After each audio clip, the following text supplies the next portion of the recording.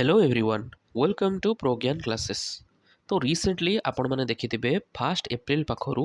Digital payment जो सबू लोक मैंने करूचंती गूगल पे हो फोन पे हो पेटीएम हो किंबा अदर मेथड हो से बहुत सारा प्रॉब्लम रोचे। प्रॉब्लम जमीती कि सेमानकर यूपीआई आईडी रो लिंक चली जाउची तांकर गूगल पे फोन पे हो ता सहित किंबा ସେମାନେ ଯେଉଁ ଫୋନ୍ ନମ୍ବରରେ ପଇସା ପଠାଇବା ପାଇଁ ଚାହୁଁଛନ୍ତି ସେ ଫୋନ୍ ନମ୍ବରକୁ ଟଙ୍କା ଯାଇପାରୁନି।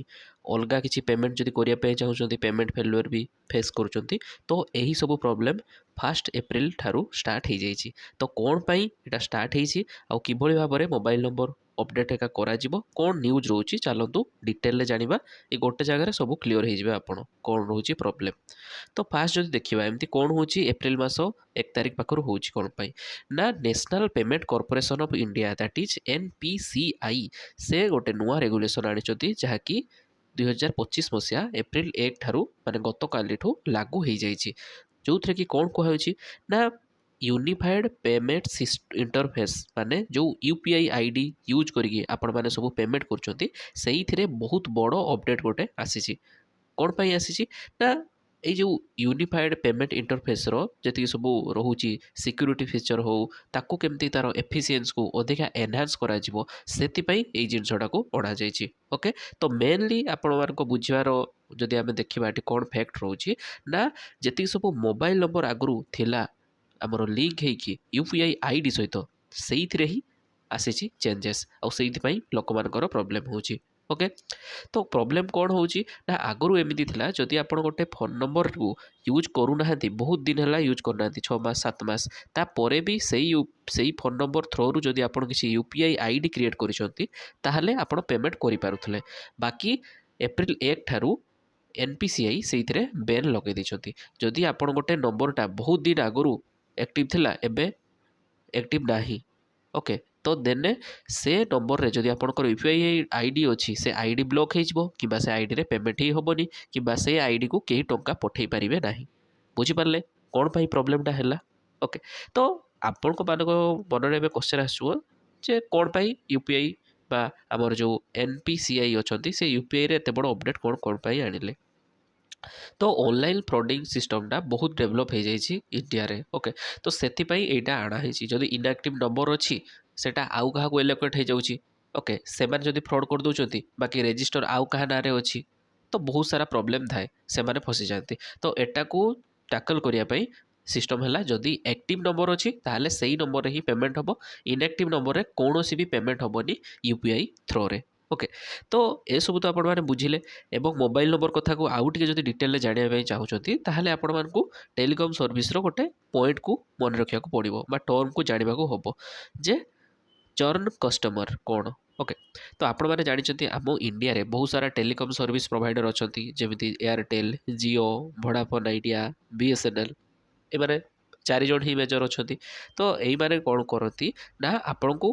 ଯଦି ସେମାନଙ୍କର ଗୋଟେ ସିମ୍ ଆଣିଲେ ଏୟାରଟେଲ୍ ଗୋଟେ ସିମ୍ ଆଣିଲେ ତ ଫାଷ୍ଟ ରିଚାର୍ଜ କରିଦେଲେ ତାପରେ ଯଦି ପାଖାପାଖି ଆପଣ 90 ଦିନରୁ ଅଧିକ ସମୟ ତାକୁ ରିଚାର୍ଜ କରୁନାହାନ୍ତି ସେ ସିମ୍ଟାକୁ ତାହେଲେ ଏୟାରଟେଲ୍ ବାଲା କ'ଣ କରନ୍ତି ସେ 90 ଦିନରୁ ଅଧିକା ସମୟ ପାରେଗଲା ସେ ନମ୍ବରଟାକୁ ଆଉ ଆପଣଙ୍କ ନମ୍ବର ହେଇକି ରହିବନି ସେଟା ଆଉ କାହାକୁ ଏଲୋକେଟ୍ କରିଦେବେ ସେ ନମ୍ବରଟା। ବୁଝିପାରୁଛନ୍ତି କି ନାହିଁ? ଆଉ ସେଇଟାକୁ କ'ଣ କୁହାଯାଏ ନା ଚର୍ନିଂ କୁହାଯାଏ। ଆଉ ଚର୍ନ ମୋଷ୍ଟ କଷ୍ଟମର କାହାକୁ କୁହାଯାଏ ନା ଯେଉଁ କଷ୍ଟମର ମାନେ ଗୋଟେ ଲଙ୍ଗ୍ ପିରିୟଡ଼ ଯାଏ ସର୍ଭିସରୁ ମାନେ ନିଜକୁ ଦୂରରେ ରଖିଥାନ୍ତି ସର୍ଭିସ୍ ପ୍ରୋଭାଇଡ଼ର ମାନେ ସେତେବେଳେ ସେମାନଙ୍କୁ ଚର୍ନ କଷ୍ଟମର କ୍ୟାଟାଗୋରୀରେ ରଖାଯାଏ ଆଉ କିଛି ଦିନ ପରେ ତାଙ୍କ ନମ୍ବରକୁ ଡିଆକ୍ଟିଭ୍ କରିକି ଆଉ କାହାକୁ ନୂଆ ସିମ୍ ଯେ ଦେଉଛନ୍ତି ସେଠି ଏଲୋକେଟ୍ କରିଦିଆଯାଏ। ଓକେ, ଏଇଟା ଆପଣମାନେ ବୁଝିପାରିଲେ ଯେ ଚର୍ନିଂ କ'ଣ ବା ଚର୍ନ କଷ୍ଟମର କ'ଣ। ତ ଚର୍ନିଂ ପ୍ରୋସେସ୍ରେ ଯଦି ଆପଣଙ୍କ ନାଁରେ ରେଜିଷ୍ଟର ଅଛି ବାକି ନମ୍ବରଟା ଆଉ କାହାକୁ ପଳାଉଛି ଆଉ ସେ ନମ୍ବରରେ ଯଦି କିଛି ଫ୍ରଡ଼ିଂ ହେକା ସିଷ୍ଟମ୍ ହେଉଛି ତାହେଲେ ଆପଣଙ୍କୁ ଧରିବେ ଆସିକି ନା କି ସେ ନୂଆ ଲୋକକୁ। ବୁଝିପାରୁଛନ୍ତି କି ନାହିଁ? ତ ସେଇଥିପାଇଁ ଏଇ ଫ୍ରଡ଼ିଂ ସିଷ୍ଟମକୁ ଅଟକାଇବା ପାଇଁ କ'ଣ କରାହେଇଛି ନା ଏପ୍ରିଲ 1 ଠାରୁ ଯେତିକି ସବୁ ଇନ୍ଆକ୍ଟିଭ୍ ନମ୍ବରରେ ୟୁପିଆଇ ଆଇଡି ଖୋଲା ହେଇଥିଲା ସେଗୁଡ଼ା ସବୁକୁ ଡିଆକ୍ଟିଭେଟ୍ କରାଗଲା ଏପ୍ରିଲ 1 ଠାରୁ। ତ ସେ ନମ୍ବରରେ ଯେଉଁ ୟୁପିଆଇ ଆଇଡି ଅଛି ସେମାନେ ଆଉ ୟୁଜ୍ କରିପାରିବେନି ଏବେ ସୁଦ୍ଧା କିଛି କରିପାରିବେନି। ଓକେ, ଏଇଟା ହେଉଛି ତା'ର ରହିଲା ଗାଇଡ଼ଲାଇନ୍ ଅନୁସାରେ। ଓକେ, ନେକ୍ସଟ ଆଉ କ'ଣ ରହୁଛି ଆମର ଏଡ଼ିସନାଲ୍ ଇନଫର୍ମେସନ୍ ଯଦି ଆପଣ ନେବା ପାଇଁ ଚାହୁଁଛନ୍ତି ତାହେଲେ ଦେଖିଥିବେ ଆପଣଙ୍କର ଯେଉଁ ୟୁପିଆଇ आईडीटा थाए सेटा देखिए जदि इमेल आईडी एका थिबो किछि लेटर अल्फाबेटिकल लेटर थिबो ताहले सेगुडा ब्लॉक हबार चांस नाही एटा आउ गोटे रूल कहूछि ओके आ जदि गोटे खाली फोन नंबर रे यूपीआई आईडीटा थिबो यूपीआई आईडीटा ताहले सारा ब्लॉक हबार चांसेस अछि आगो को नेक्स्ट आगो को बाकी एबे होबोनी आगो को होबो एबे खाली इनएक्टिव नंबर जेगुडा अछथि सेगुडा डीएक्टिवेट हो जिवे से यूपीआई आईडी एबे आपण सॉल्यूशन कोन किभଳି ଭାବରେ ନିଜର ଆକାଉଣ୍ଟକୁ ବଞ୍ଚେଇବେ ବା ଫ୍ୟୁଚରରେ ଏମିତି ଯେମିତି ଆପଣଙ୍କ ନମ୍ବର ସହିତ ସେମିତି ନ ହେବ କ'ଣ କରିବେ ତ ଆପଣମାନେ କ'ଣ କରିବେ ସିମ୍ପଲ୍ ନା ଯେଉଁ ନମ୍ବରରେ ଆପଣ ଗୁଗୁଲ୍ ପେ ଫୋନ୍ପେ ପେଟିଏମ୍ ଖୋଲୁଛନ୍ତି ସେ ନମ୍ବରକୁ ସବୁବେଳେ ଅପଡ଼େଟ୍ ରଖନ୍ତୁ